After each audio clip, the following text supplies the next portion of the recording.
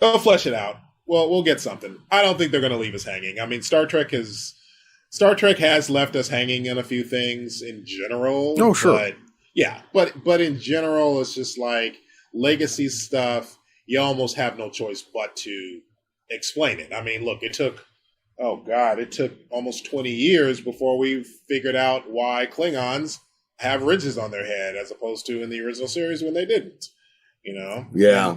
And hopefully we'll get another explanation as to why they look the way they do in Disco and why 10 years later, basically in the original series, we get them back to the swarthy Russians. Yeah, basically. Yeah. You know what's funny is I finally decided, you know what, if things look different between Discovery and Strange New Worlds, I'm just going to chalk that up to being on different shows. You know, I'm going to be quite fine. Because you know what, the Klingons have changed so much in our lifetime. Right. Because, you know, like they were these swarthy Russian, Southeast Asian-y looking kind of dudes who were, who were kind of cowardly in a way, but they were more like sneak up and slit your throat guys. Oh, yeah, while the Romulans were these like secretive but highly honorable. Yeah. And then all of a sudden Star Trek 3 comes out and that's been completely swapped. They have changed their personalities for each other, you know. I mean, I would have loved to have been in the writer's room when they were like, okay, guys, Klingons. We need to take what we know and make them the badasses of the galaxy. Oh, yeah. Just the bad boys, you know, the biker gang that whenever they come to town, people are like, oh, God, these Klingons are here. But see, for me, you could just go, you know what? There's 9 different races in the Klingon Empire. And I'm going to be like, cool. Okay. That's all, you know, I'm good. That's always been my argument. I'm like, look, Kronos is a planet. It's not a city block. It's not a town. We look different on planet Earth, you know? So it's like, I mean, yes, we got the story of what happened and why the ridges changed, but who's to say that Klingons don't look different? Who's to say that the Discovery Klingons, like, I love what they did with Picard, where with the Romulans, they're like, he's a Southerner. So I was like, you hard-headed Southerners. Yeah, that was brilliant. I was like, oh my God. That was funny. That was funny. Going back to what you were saying, I feel like that could have been like another FU to, like, you know, people who want to complain about, you know, wow, why do the Romulans look like this? Or why do the Klingons in Discovery look like that? It's like, well, the Romulans, you got Northern Romulans and Southern Romulans, and they have different looks as a result of it. Why can't Klingons? Why can't Klingons have different looks depending on either where they're from or whatever? You know, it's like, and then there's just the idea of, guys, chill. Nobody was really pitching a fit, at least publicly, when Motion Picture came out, and all of a sudden the Klingons looked nothing like what we knew of 3 seasons of the original series. Oh, yeah. You know, I remember, like, I was first or second grade when that came out.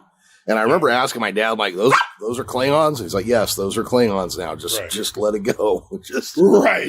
Just enjoy Star Trek, son. Yeah, just watch the movie, be glad it's out, you know. Right. I'm sure within a couple of years they'll explain it. Yeah.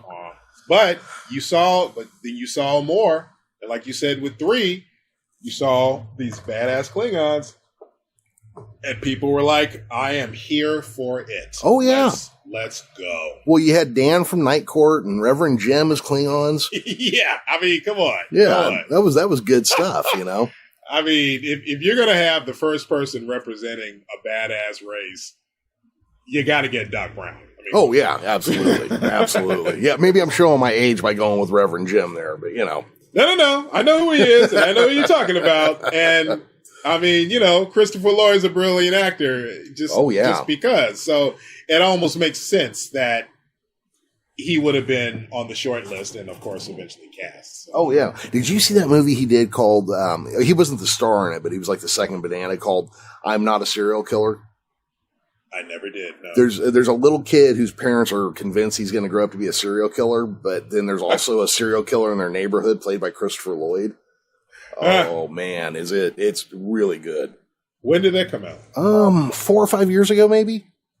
Okay. Yeah, no, you should be able to find it somewhere, probably free streaming somewhere, yeah.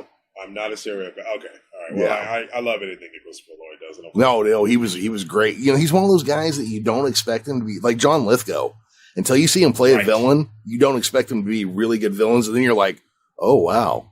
Oh my God. When John Lithgow, speaking of him, played Winston Churchill in The Crown. I don't know if you've seen it.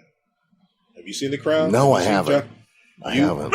If you watch any season of The Crown, I think it might be season 2. I could be wrong. You might have to Google it. But you need to see The Crown with John Lithgow playing Winston Churchill. A masterclass. Okay, I'll have to. He is. I mean, but that's going to where you were talking about. He's an amazing actor. I mean, you know, Third Rock from the Sun. He's yucking it up, you know, on camera, and now he's playing like the former prime minister, you know, and it's just like, yeah. And even now, I don't know if you watched the other show, the Old Man. He's on that show. I mean, he's just brilliant, you know. I haven't seen that either. Oh yeah, The Crown. That's Jenna Coleman's in that one, right? I don't know. Okay. Well, I'll find out. I'll check that out. We don't need to get that far off topic. I think she might be. I think you might be right on that. Yeah.